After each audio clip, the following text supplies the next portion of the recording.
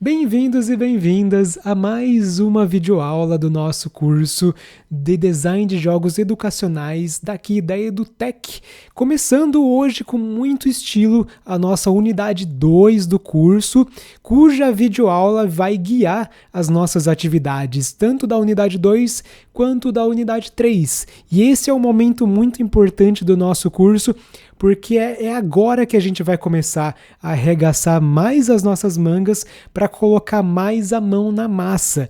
É o momento em que a gente vai assumir os nossos papéis de designers de jogos para começar a projetar aí os nossos primeiros games educacionais. Então, é uma videoaula bastante importante e seria bem legal mesmo que todos prestassem muita atenção nos termos que a gente vai trabalhar para que ajudem vocês nas próximas atividades, ok?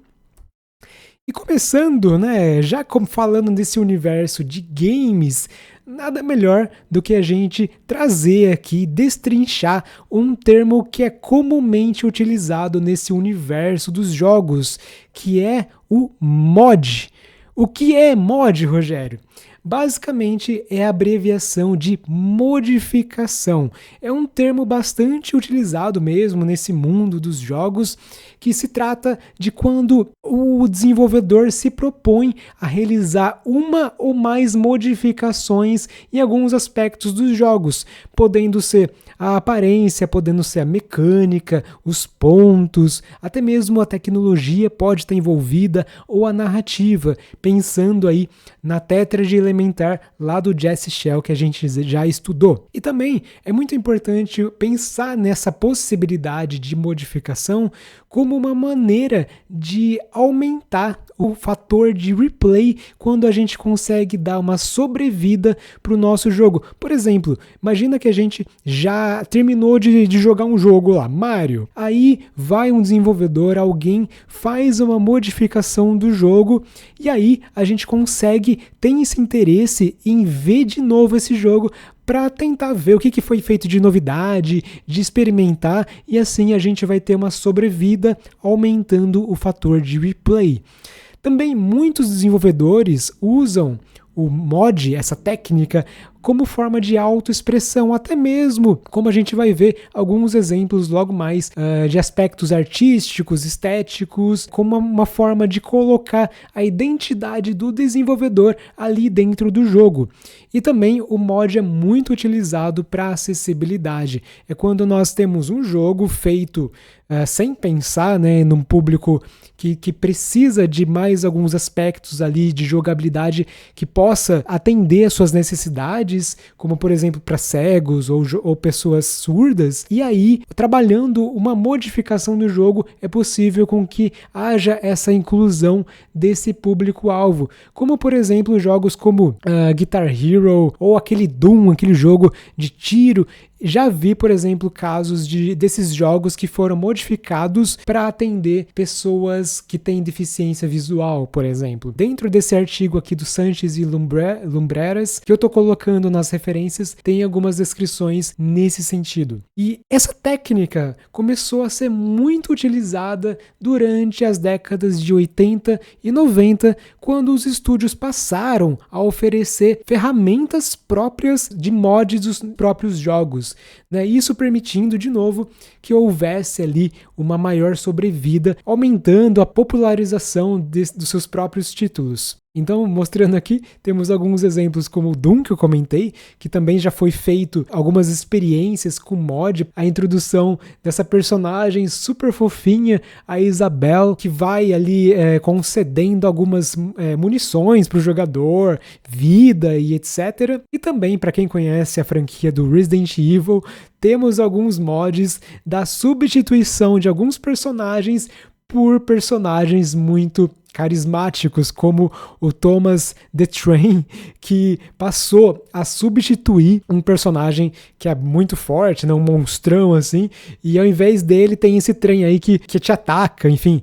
Eu acho que até uma versão meio, né, mais horripilante do que o próprio jogo original, na minha opinião. Também temos alguns experimentos de mods para fins artísticos em jogos, como é o caso do Super Mario Clouds, do Cory Arcangel, que ele simplesmente pegou o cartucho do jogo Super Mario World e eliminou todos os aspectos visuais do jogo, exceto as nuvens. Então ele tirou as tartarugas, tirou o cenário, tirou o Mario e deixou só as nuvens passando assim tranquilamente pelo céu e tudo mais. Olhando assim, vocês vão falar: Rogério, pelo amor de Deus, né? Que coisa sem graça. Mas essa obra foi exposta, né, inclusive no MoMA, que é uma galeria de arte contemporânea muito famosa, né, nos Estados Unidos, em Nova York, e ele colocou essa projeção numa sala, assim, numa parede bem grande, e quando as pessoas entravam nessa sala e viam essa projeção, elas poderiam ter ali uma experiência estética bastante relaxante, bastante introspectiva e tudo mais. Então, é um exemplo de como explorar os mods por um viés mais artístico. Também temos alguns mods pensando em jogos consagrados. Acredito que muita gente aqui conhece o Minecraft e fizeram um mod pensando no uso do jogo para a educação de química. Alguém pensou em como utilizar todos esses elementos que a gente vai coletando pelo cenário, areia, as pedras, madeira, e como que o jogador poderia misturar esses elementos para criar novos experimentos e assim por diante, né? Então, eu acho que é uma sacada bem interessante de como pensar os mods para fins educacionais. E também temos aí o Roblox, que é bastante conhecido. Quem tem filho, quem tem sobrinho aqui, quem tem neto, possivelmente já viu jogando esse jogo. E também temos alguns mods educacionais a partir desse jogo, né? Pensando na mecânica do jogo, como por exemplo, ensino de matemática, em que os personagens precisam passar pelas portas corretas, né? Pelos portais, que são referentes a algumas continhas que eles precisam fazer. Então, também é uma plataforma, né? um jogo muito interessante de se pensar em mods. Mas o que tudo isso tem a ver com o nosso curso aqui? E é nesse momento que vocês entram, porque nós vamos fazer mods pensando nos jogos clássicos. E acho que todo mundo aqui já deve ter jogado durante a infância, ou às vezes brinca com o filho, ou às vezes brinca na escola com o aluno, ou já fez atividades educacionais pensando nesses games. E quando a gente fala em jogos clássicos, são aqueles jogos de papel e caneta, sabe? Pen and paper. Então pode ser a forca, pode ser stop, liga pontos, memória, caça-palavras, batalha naval e assim por diante, tá? Aqui alguns exemplos, né, como a memória, palavras cruzadas, a própria forca. Pensando em mods, né, e já puxando a sardinha um pouco pro nosso lado, nós no LOA da UFSCar também temos alguns jogos clássicos nos quais a gente fez mods para deixá-los educativos. Então, como é o caso aqui do CIA, né, o Sherlock Investigações de Acasos, em que nós temos a máquina de escrever e o jogador precisa descobrir algumas pistas, né? O jogador ele assume o papel de um investigador que precisa encontrar algumas pistas nesse caça-palavras ali na máquina de escrever. Né? E depois ele vai colocando as pistas dentro das dicas e assim por diante. Então é um exemplo de mod. Quem quiser testar o jogo, o link está aqui embaixo. E também esse aqui é um jogo mais antigo, assim, mas pensando no forca. Né? Então o cowboy ele precisa atirar, né, nas letras corretas ali. Caso ele erre, aí a forca aqui no canto superior esquerdo vai subindo, né? Então é bom ele não errar, senão o rapaz ali vai ser enforcado. Olha lá, foi enforcado, coitado. Mas ok, antes da gente se propor a fazer um mod de um determinado jogo clássico, é muito importante que a gente conheça muito bem esse jogo, por mais simples que ele seja. Eu vou propor aqui para a gente fazer um exercício juntos de como que a gente pode destrinchar o jogo da velha. Então, quando a gente pensa na estética do jogo da velha, o que a gente vê? Né, basicamente o tabuleiro, correto? Então temos ali uma matriz, né, composta por 3 linhas e 3 colunas. E aí cada jogador precisa colocar um símbolo em cada quadrante, podendo ser uma bolinha, um X, uma estrelinha, um coração e assim por diante, né? É isso que nós estamos vendo no jogo, né? É a nossa estética. E é por meio dessa aparência que os jogadores vão poder jogar o game de fato. Então, quando a gente pensa na mecânica do jogo da velha, como que a gente poderia descrever ela de maneira até sucinta? Basicamente, cada jogador, né, 2 jogadores no caso, cada um vai colocar um símbolo correspondente em cada quadrante e cada um, né, tem o objetivo de fazer uma trinca, podendo ser na horizontal, na vertical ou na diagonal, simbolizando que ele venceu o jogo. E assim, parte da mecânica também é fazer com que cada um dos jogadores atrapalhe a jogada do outro, né? Para que evite do outro jogador fazer uma trinca também. Quando a gente pensa no jogo da velha, né? Por ser um jogo extremamente simples, com uma mecânica bastante singela, geralmente a gente não vê história associada a esse tipo de jogo. Mas jogos bem simples assim também nos dão espaço para que a gente insira as nossas próprias narrativas, né? Então, por exemplo, pensando numa brincadeira, numa história bastante simples, nós poderíamos falar que no exemplo 1, um professor de astronomia desafia 2 crianças a encontrarem as 3 Marias em um céu estrelado. E assim, o tabuleiro poderia ser feito com estrelas, por exemplo, né? Um jogador com uma estrela azul, outro jogador com uma estrela vermelha e assim por diante. Então, isso já daria ali pano para manga para falar sobre uma possível narrativa. Um outro exemplo poderia ser uma costureira, né, sem querer rasga sua toalha de mesa preferida e ela pede para que seus ajudantes ajudem a costurar um buraco, né?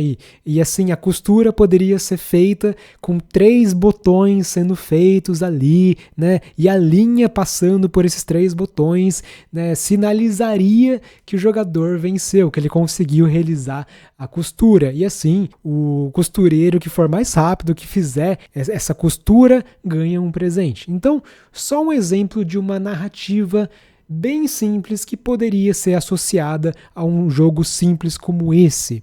E quando a gente fala em tecnologia, aí a gente pode pensar no jogo podendo ser jogado por meio de papel e caneta ou simplesmente pelo computador, tablet, smartphone, lousa digital e assim por diante, né? Os 2 modos são possíveis. Mas ok, vamos fazer um outro exercício juntos aqui.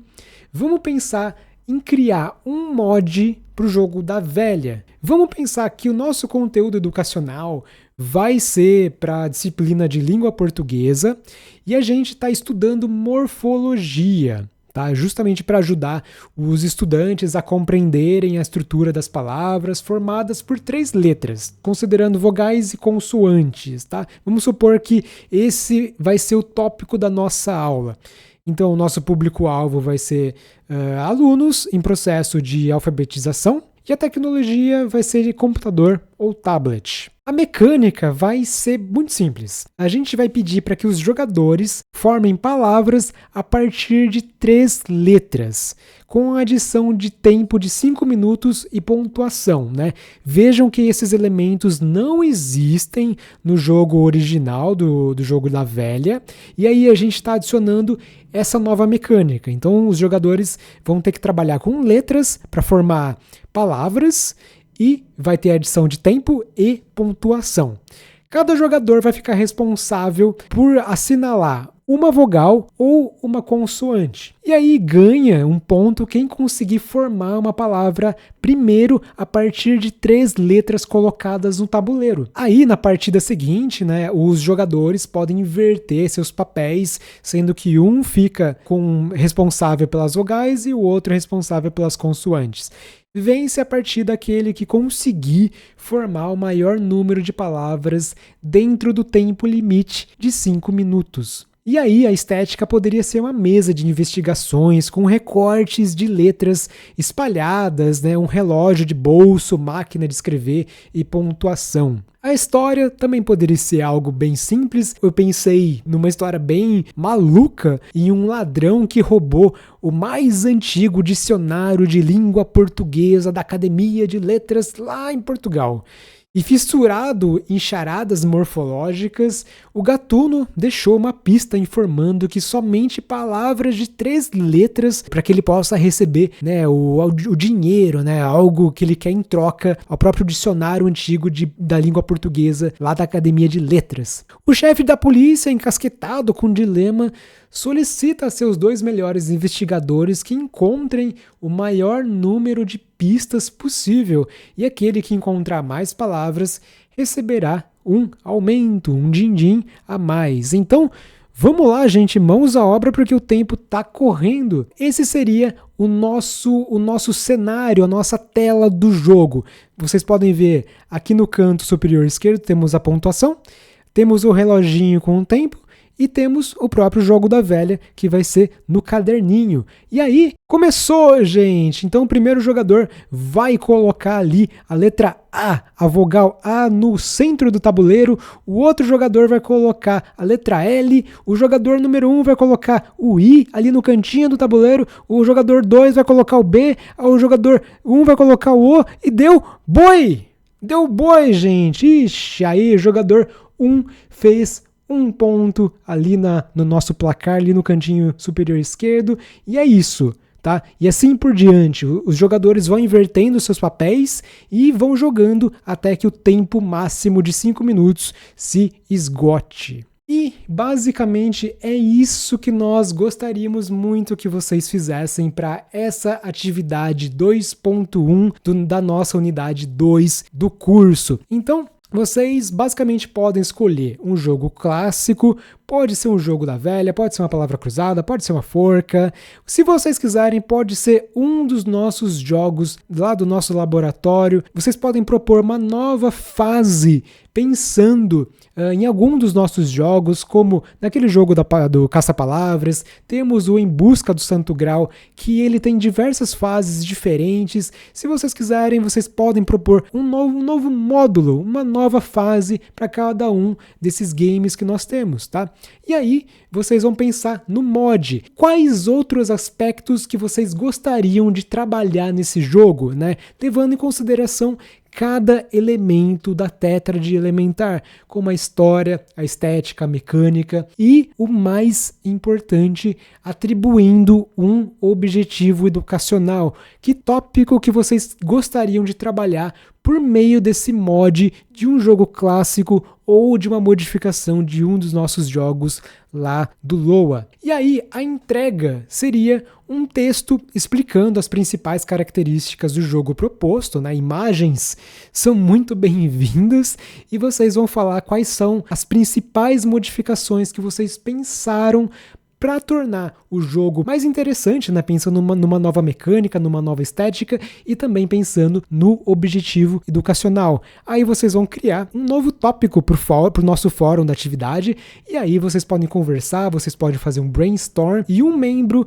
do grupo vai ficar encarregado de postar a atividade, tá? Mas é muito importante que todos participem e contribuam. E aí, como dica, como vocês podem organizar em grupo, vocês podem fazer reuniões no Meet, no Zoom, no Jitsi, vocês podem conversar por WhatsApp, Telegram, Discord, Teams, enfim. E também vocês, claro, podem usar o nosso fórum da atividade para sempre conversarem à vontade. E também, né, se vocês usarem o fórum, a gente pode sempre auxiliar caso vocês tenham alguma dificuldade, tá? Essa é a vantagem de vocês poderem usar o fórum, porque daí Se vocês quiserem, lógico, a gente pode intervir e dar algum suporte, alguma ajuda nesse sentido. Também vocês podem pensar na divisão de tarefas para que não fique sobrecarregado para nenhum dos integrantes. Então, por exemplo, alguém pode ficar responsável pela mecânica, outro pode ficar responsável por pensar numa nova estética para o jogo, ou então a outra pessoa fica responsável pela narrativa, tecnologia e assim por diante. Se vocês gostam de gerenciadores de tarefa, vocês podem pensar no uso do Trello, do Asana, de outros softwares aí interessantes que vocês podem pensar nesse sentido, tá? Mas só se vocês quiserem de verdade. Eu vou deixar aqui algumas referências caso vocês queiram aprofundar mais nesse assunto de modificação de elementos dos jogos para torná-los mais interessantes, mais educativos, mais acessíveis, tá? Aqui temos algumas referências interessantes, uma reportagem da Nova Escola que mostra como variar regras de jogos na escola mesmo, que é bastante interessante, alguns artigos e assim por diante. Tá bom, gente? Então é isso. Muito obrigado pela atenção de todos e de todas. Dúvidas, coloquem no nosso fórum e aí a gente vai responder vocês com o máximo de atenção. Obrigado, um beijo e um abraço a todo mundo. Tchau!